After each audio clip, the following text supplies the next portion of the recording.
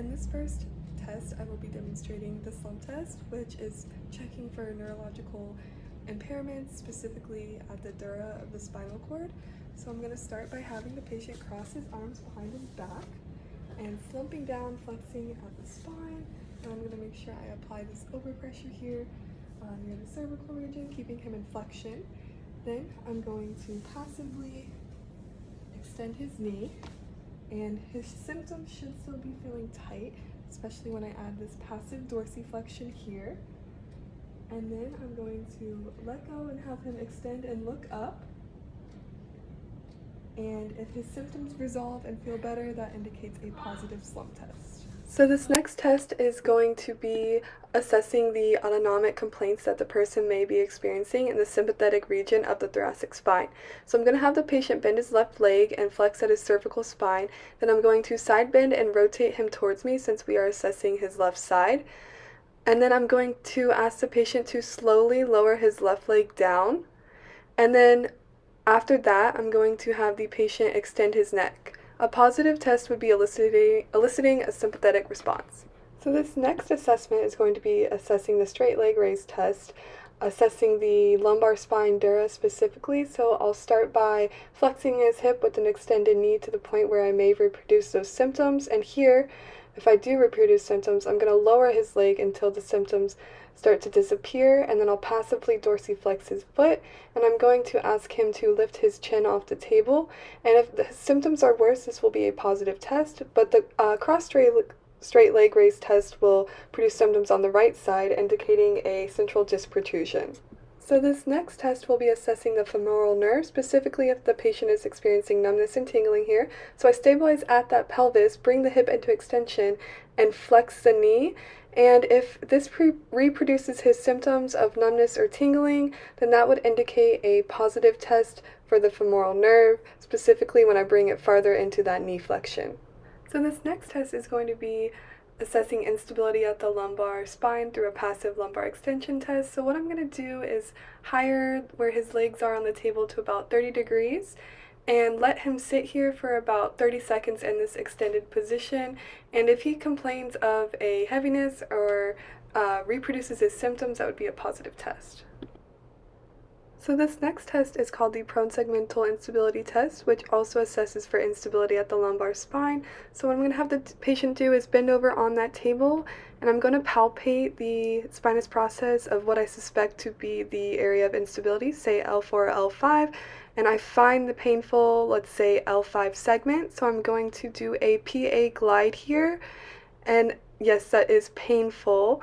So once I complete this glide, I am going to have the patient begin to lift his legs off the table and hold that position there, performing that same glide at L5.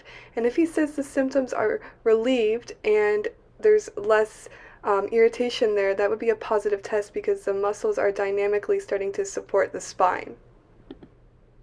So this next test will be called the H&I test. So this is looking for instability at the lumbar spine, but also for just assessing the patient's quality of movement. So I have him side bend to the left and go down into flexion and then back into extension, emphasizing that capital H movement, going to the other side and doing the same movements there, just looking at and seeing if he's displaying any aberrant motion or unfluid, uncoordinated motions, and also if there's any pain reproduced.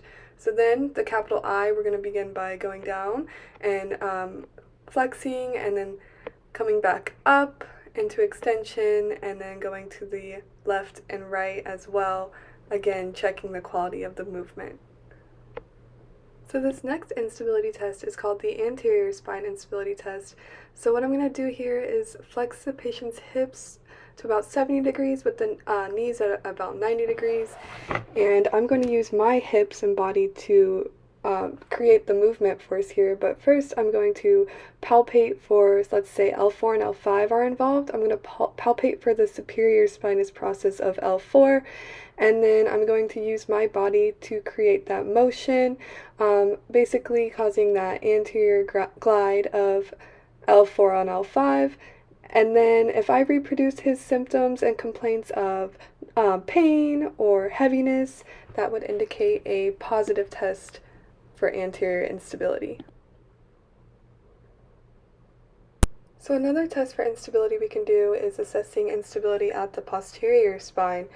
So I'm going to have the patient seated here, and I'm going to begin by finding, let's say, if there's a suspected instability at L4, L5, I'm going to stabilize L5, which is the inferior segment, and have the patient rest his forearms on me, creating a posterior glide of that superior segment when he extends his back backwards like that. And it's a positive test if his symptoms are reproduced or he complains of feelings of heaviness. So this next assessment is called the quadrant test, which is assessing for joint dysfunction, specifically at the facet joints. So I have the patient put his hand right behind his hip and bend backwards down, because that's going to be assessing the side bend, extension, and rotation. And I'll have him do the same thing on, let's say, the involved side, and it's positive if it produces that pain with combined motions. So this next test is the bilateral straight leg raise test, or the Milgram's test, which is assessing for joint dysfunction at the lumbar spine.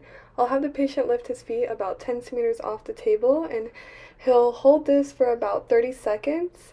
And if he cannot hold the position for 30 seconds, or if this reproduces his symptoms in the affected leg, that would be considered a positive test. This next test is called the stork standing lumbar extension test, where I'm going to instruct the patient to stand on one leg and hyperextend at his lumbar spine, maintaining the balance. And then again, we'll do it on, let's say, the involved leg, again hyperextending. And a positive test here would be then reproducing the patient's symptoms on that involved side, indicating involvement at the pars interarticularis. So this next test is going to be assessing the hamstring length through the 90-90 straight leg raise test. So I'm going to start by bringing the patient's hip into 90 degrees of flexion, as well as that knee. And again, this is checking for muscle shortness. So he extends his leg up, and if a normal reading would be getting within 20 degrees of full knee extension, so that would be positive. And again, we always want to make sure we check that involved extremity, doing the uninvolved side first, just testing for symmetry. So this next test is called the Ober's test, to assess the muscle length of the TFL. So I'm going to stabilize at the pelvis, and I'll grab distally at the end of the patient's leg, bringing that hip into extension and abducting it, and then I'll begin to lower it and adduct it. And it's normal here because it's below horizontal, but positive would be an abducted hip and pain probably in the lateral knee because it's the TFL involved. This next test is going to be assessing the anterior muscle length of both the rectus femoris and the iliopsoas. So I'll start by having the patient grab his left leg if we're going to be testing the uninvolved side first before we would assess the involved side. And I would stabilize at the pelvis, and here checking the iliopsoas.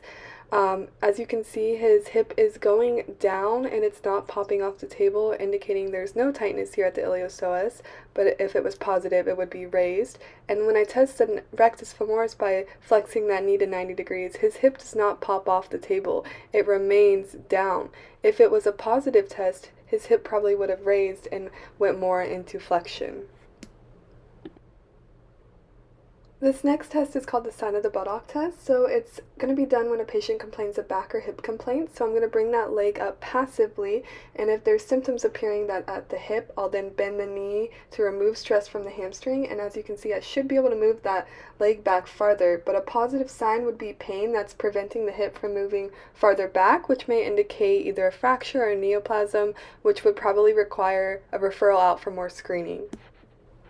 This next test is going to be assessing instability at the thoracic chain. So I'm going to have the patient raise his uninvolved side, assessing the control, the motion, and looking for substitutions, and doing the same thing when he raises that involved side. And if there's uncontrolled motion or he complains of pain at the mid-thoracic spine, I'm going to come in and stabilize at those segments that are involved, as well as the rib, and then have him do the motion again, but that's the uninvolved side. And when I look at the motion at the involved side, if the quality of motion improves or his complaints of pain are less, then that would indicate a positive test.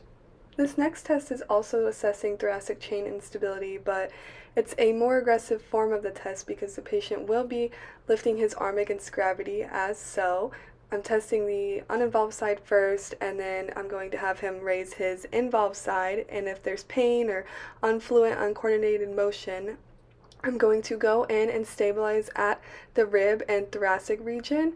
First, I do want him to lift his uninvolved side first, as shown here. And then when the patient goes to raise his involved side, a positive test would be less pain and more fluent motion because I am stabilizing there. This next test is called the reflex hammer test, which is a special test designed to screen for bony integrity at the thoracic spine. I'm going to palpate over the tender spinous process, and I'm going to then use my reflex hammer to tap there, and if there's pain, that would be a positive test indicating a potential fracture, which then would require a referral out. This test is Murphy's percussion test to screen for potential kidney problems. So I'm going to place my hand over that costovertebral angle.